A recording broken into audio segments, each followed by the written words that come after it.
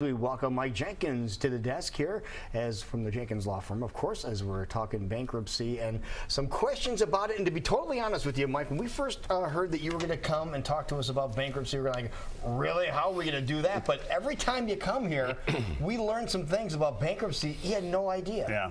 You know, for the layman like us. Well, I hope I can keep coming up with these ideas. Well, and they're working. No pressure. Now, here's something that a question that did come up not too long ago. Can anybody file for bankruptcy? That's one of the questions that was asked a couple weeks ago to somebody when I was talking to him.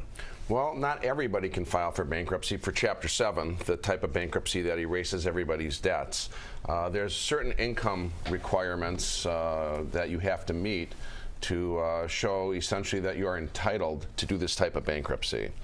And so in the kind of bankruptcy we're talking about when we're saying Chapter 7 bankruptcy and erasing debts is consumer bankruptcy versus someone that had a failed business. So consumer bankruptcy, for purposes of the income requirements, is where more than 50% of your debt is consumer debt. And so then one thinks, well, what's consumer debt? Credit cards are consumer debt. Your home mortgage is consumer debt. Oh, really? The loan on your car is consumer debt. About student loans? Student loans are not consumer debt. Okay. And credit cards are consumer debt. So if more than 50% of that consumer debt, or if more than 50% of your debt is that consumer debt, that's when this income requirement and means testing comes into play. Okay, what do you mean income requirement? You need to make a certain amount or Earn not under. Not make a certain amount. Not make a certain amount. So on the income requirements, we look to see if your family size is below the median income for that family size in the state of Iowa. Every state's got different numbers. Okay. And so when we start out in Iowa, family of one, a single person, that's about $44,000 a year. Then if you're married, have a wife, then it increases, and then you're up to $62,000 a year. If you have a child and a husband and wife, it goes up to $82,000 a year. 82, really? And then for a family of four, a couple kids, it was 68, and then family of four is 82. Okay, gotcha. So if you're below those levels, you can qualify for Chapter 7, almost no questions asked. You glide right through. However, if you're above that, it doesn't mean you can't have a bankruptcy. It just means it's more complicated. Then you have to pass something called a means test. And a means test is essentially, we have to net out the income. And that's also true when figuring out the median income. We're looking in both instances in a block of time 6 months back from when you're filing bankruptcy. So we're looking at this 6-month period of time, taking the gross, so we have to be very detailed and be very accurate. We require all the pay stubs to figure this out. Okay.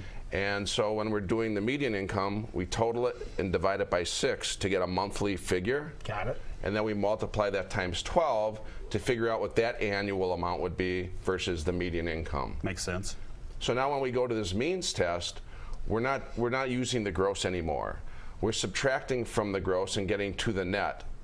And in this case, the net means we take out the taxes and we take out the insurances, but that's it. Taxes and now, insurance. sometimes retirement comes out if it's mandatory. So that means 401ks do not come out. Self-employed IRAs don't come out. What type of retirements would come out would be mandatory IPERs. State employees have those.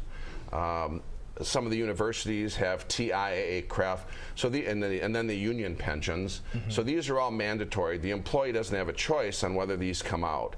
Okay. So we subtract all of these out from the pay, and we get to a net figure per month.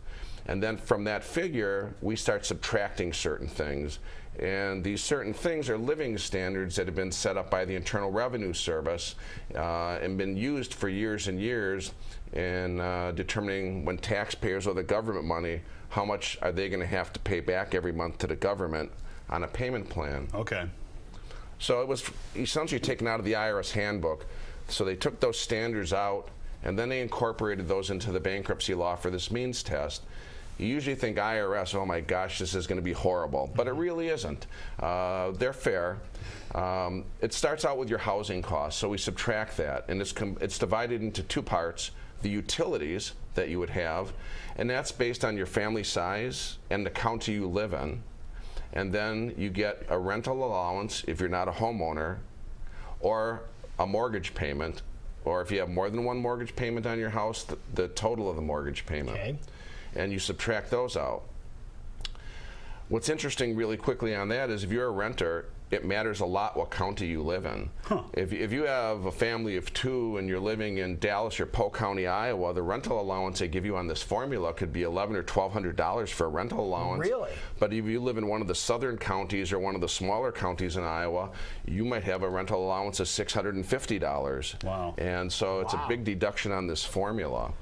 Ultimately, when we're subtracting these standards from the formula, you have to then have approximately $197 left or less.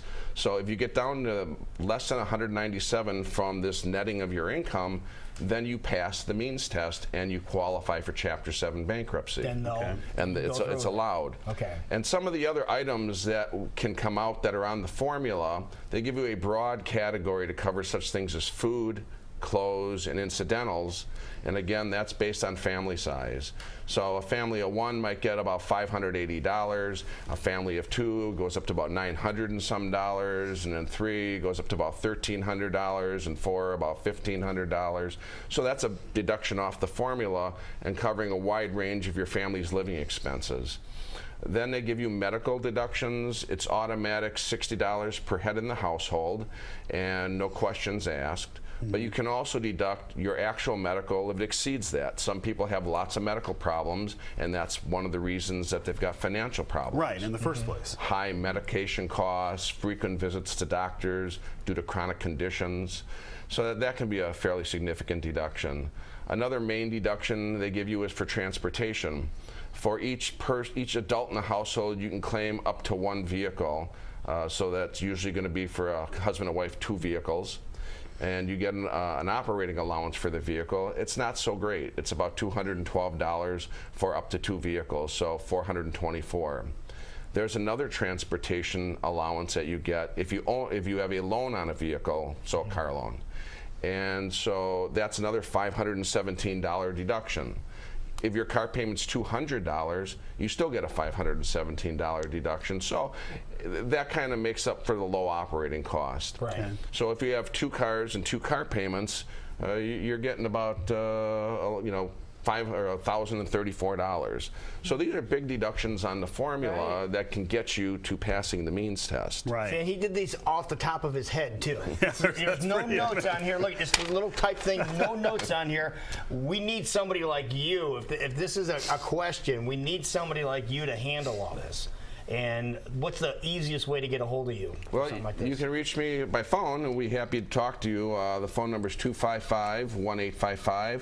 You can find me on the internet at www.iowa-bankruptcylaw.com, or you can find us at our new office at 700 2nd Avenue, Suite 103, and we'll be happy to visit. That sounds good, but yeah, there is a possibility if somebody does have a question about this, and maybe you're thinking you're making a little too much money with all those things that you just mentioned just now, you might be in that wheelhouse of being able to take advantage of the bankruptcy. People can make $100,000, and if they have a larger family, they can qualify. That's amazing. That's hard to believe. I didn't think that was possible. Great. Well, thank you so much, sir. That was well done. Well done. Thanks. It is 10 minutes before 9 o'clock.